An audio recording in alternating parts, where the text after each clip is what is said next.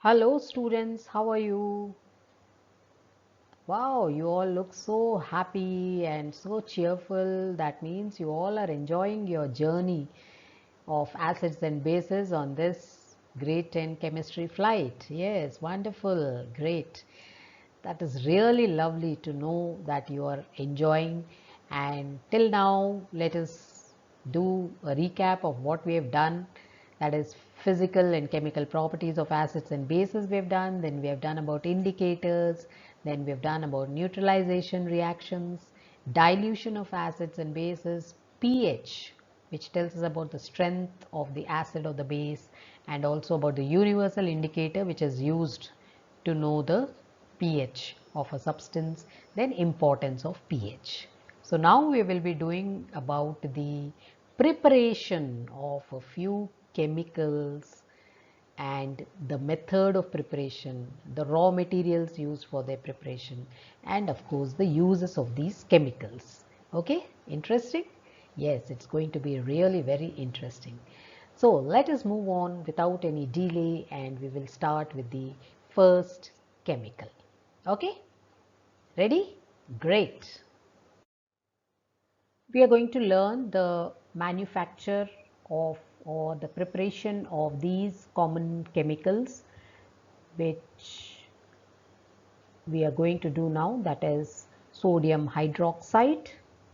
Okay, sodium hydroxide number 1, sodium hydrogen carbonate number 2, sodium carbonate number 3, calcium oxychloride number 4, and POP is known as plaster of Paris. Okay, so this chemical and its manufacture, we are going to see how it is prepared.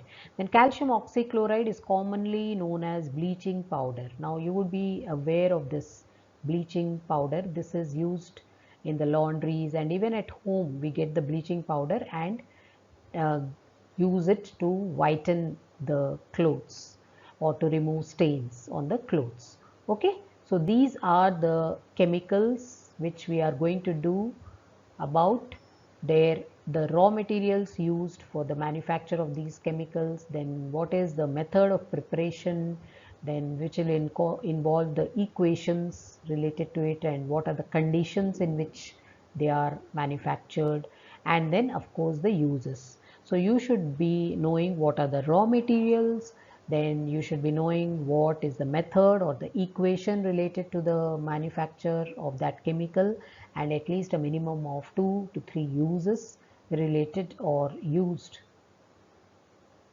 for that chemical. So this way we are going to do about each and every chemical, or the 5 chemicals will be studied under the heads of raw materials used, then the method of preparation and the conditions which will include during the method of preparation, and what are the uses of these chemicals. So you can see in the labs also, you will find these chemicals in the bottles.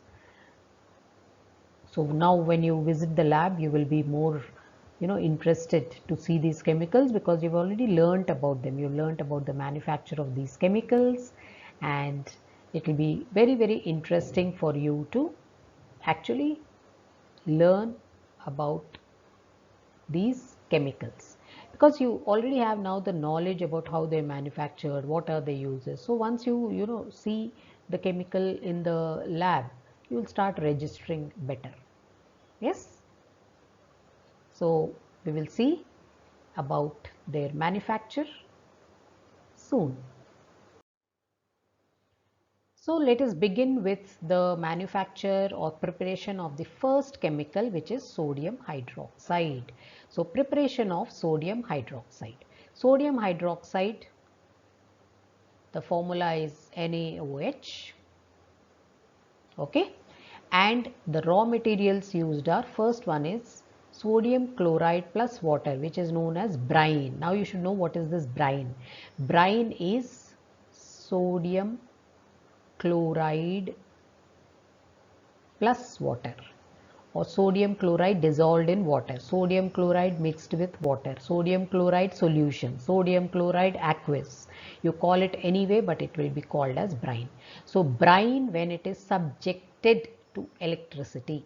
So brine, when electricity is passed through brine, NaCl, aqueous I can write, okay, which means it has water, and when electricity is passed through this brine, we get NaOH plus chlorine plus hydrogen.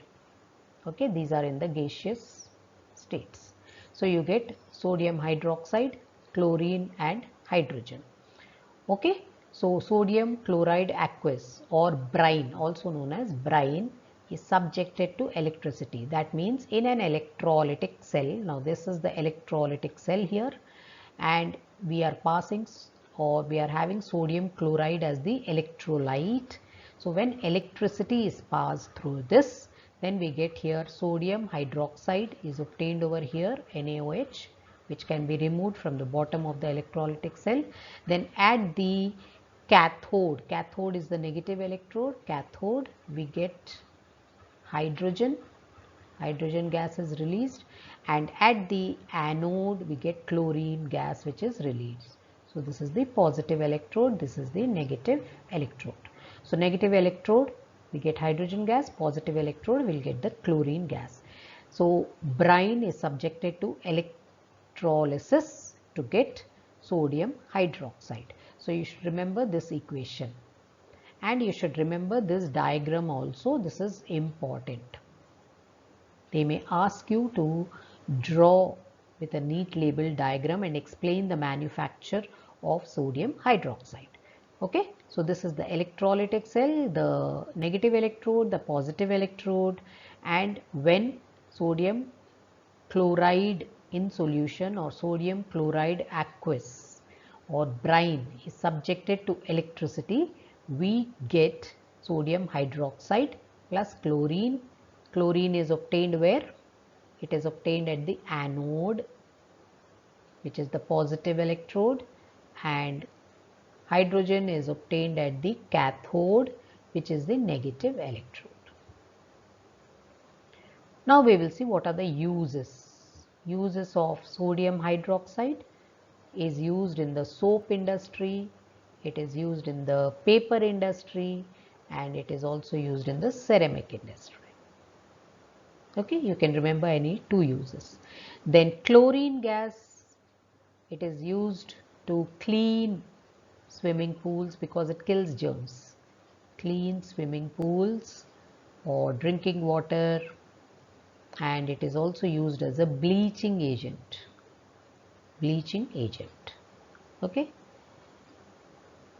and we use hydrogen is used to make fuels or as fuels in rockets, and it is also used to make or prepare ammonia gas. Ammonia gas is used in fertilizers. So this is how the chemical sodium hydroxide is prepared. The raw materials are brine. Brine means sodium chloride in water. Sodium chloride dissolved in water is known as brine. So brine is subjected to electricity. So in an electrolytic cell, we take sodium hydroxide, and when electricity is passed through we take in an electrolytic cell the brine solution. Brine is sodium chloride in water and it is subjected to electricity. Then we get sodium hydroxide, chlorine gas and hydrogen gas. Okay, so this is the preparation of sodium hydroxide, and you should know about the uses of chlorine gas, the hydrogen gas, and also sodium hydroxide. Great. Okay. Now let's go to the next chemical, which is sodium bicarbonate or sodium hydrogen carbonate. So sodium hydrogen carbonate is NaHCO3, and its common name is baking soda. It's called baking soda. Now this baking soda is used to make very crisp pakoras and all. Hungry? Feeling hungry? So we use in the batter to make crisp pakoras, baking soda is added. So sodium hydrogen carbonate or sodium bicarbonate is also known as baking soda. Okay, so what are the raw materials? Let us see the raw materials used for the preparation of sodium hydrogen carbonate. First one, brine. Again, brine. Brine means, yes, it should immediately strike to you. It is sodium chloride in water. Then second is ammonia gas. Ammonia is NH3, the formula. Third, we use carbon dioxide. So it is CO2. So when brine, ammonia and carbon dioxide, they react together to form sodium bicarbonate or sodium hydrogen carbonate or baking soda, and the byproduct is ammonium chloride. Okay, so we have got sodium bicarbonate. We have prepared sodium bicarbonate using brine, then using ammonia and carbon dioxide. Okay, fine. Now let us see what are the uses of sodium hydrogen carbonate. Number one, it is used as an antacid. Antacid, anti-acidity.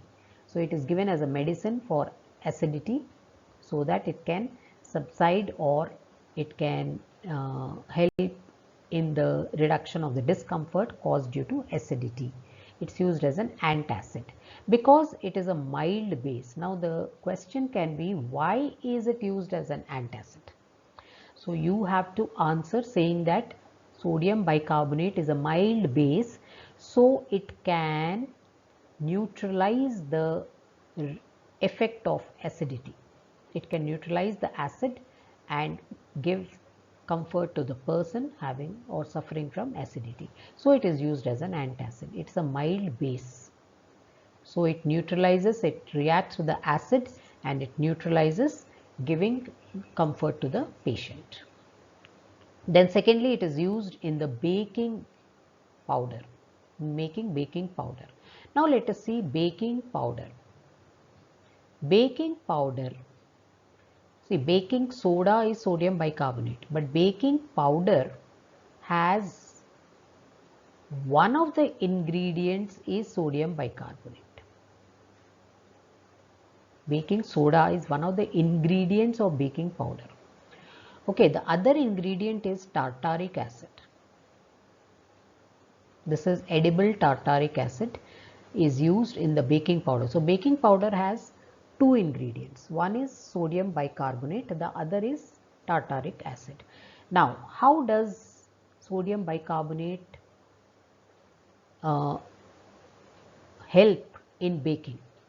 Okay, what is the role of sodium bicarbonate in the baking powder? So when baking powder is added to a batter of cake, cake batter, we mix baking powder. So what happens is, and we put it in the oven. That means we are subjecting it to heat, that batter to heat. So this baking powder which is present in the batter has sodium bicarbonate. This sodium carbonate on heating, NaHCO3, when it gets heated along with the batter, then it forms sodium carbonate and gives out carbon dioxide. Okay, now this carbon dioxide which is released helps the cake to be fluffy and to rise. The fluffiness of the cake is because of this carbon dioxide which is released. And which substance is giving the carbon dioxide out? It is the sodium bicarbonate. Okay, now along with the carbon dioxide, there is this substance which has been released, sodium carbonate. So, and this can cause the cake to become very bitter. It's like a salt. So it can cause it to be bitter. So what happens is this tartaric acid, which is the second ingredient of baking powder, it will act along with sodium carbonate and neutralize the effect of sodium carbonate, preventing the cake from being bitter. It prevents the cake from becoming bitter because this is an acid, this is again a mild base, and it neutralizes the action of this sodium carbonate. So the cake does not become bitter because of the presence of this tartaric acid. I repeat, baking powder has two ingredients, sodium bicarbonate and tartaric acid. Tartaric acid, of course, although you don't need to know this, is extra information. Okay, so tartaric acid and sodium bicarbonate are present in baking powder. So when the cake batter is heated in the oven, this sodium bicarbonate which is present in the baking powder, it gives sodium carbonated carbon dioxide. The carbon dioxide will help the cake to become fluffy and it helps the cake to rise up. Okay, and the sodium carbonate will react with the tartaric acid and it does not allow the cake to become bitter. It prevents the cake from being bitter, prevents bitterness of the cake. Fine. So this is the function of the two ingredients in baking powder. You should be able to explain both the functions very well so that it is clear as to how the baking powder in cakes works. Then third use of sodium bicarbonate is it is used in fire extinguishers. Now what happens in fire extinguishers? Fire extinguisher, when I take an example, okay, in fire extinguishers, this is the third use of sodium bicarbonate. So fire extinguishers will have two compartments, okay. They have two compartments in which one of them they will have sodium bicarbonate and in the other there is an acid. So what happens is the fire extinguisher, if you read carefully, it is written in case of fire, tilt the fire extinguisher or invert it completely or rotate it completely. So what happens when it is rotated, both these substances will react, and what happens when a metal hydrogen carbonate reacts with an acid? Release of carbon dioxide. So carbon dioxide is released which helps to put off the fire. It puts off the fire. Okay. So this is the action of sodium hydrogen carbonate in fire extinguishers. So this is about sodium hydrogen carbonate or sodium bicarbonate, that is, it is also known as baking soda, and it can be manufactured using the raw materials of brine, then carbon dioxide and ammonia, and the byproduct is ammonium chloride. Then there are three uses. It is used as an antacid, it is used in baking powders as one of the ingredients, and it is used in fire extinguishers. Okay, clear? Great. Interesting. Yes, yes, yes. So what have you learned? So you have learnt about the preparation, uses of sodium hydroxide and sodium hydrogen carbonate, right? So sodium hydroxide, NaOH, sodium hydrogen carbonate, NaHCO3. So by now you should know or get familiarized with these formulae. Okay, so sodium hydroxide is prepared by using brine. So brine is sodium chloride in water. Okay, and then when this is subjected to electricity, on electrolysis of brine you get sodium hydroxide, the main product, and byproducts are chlorine gas and hydrogen gas. Yes, chlorine gas and hydrogen gas. Okay, then you should know about the uses of these three. It is to a minimum of two uses. Then sodium hydrogen carbonate is prepared using again brine. So by now you should know what is brine. Brine is sodium chloride in water plus, of course, ammonia gas is used plus carbon dioxide. So then you get sodium hydrogen carbonate plus ammonium chloride as the byproduct. Then the uses are, number one, it is used as an antacid and it is used to make baking powder, to make baking powder. Okay.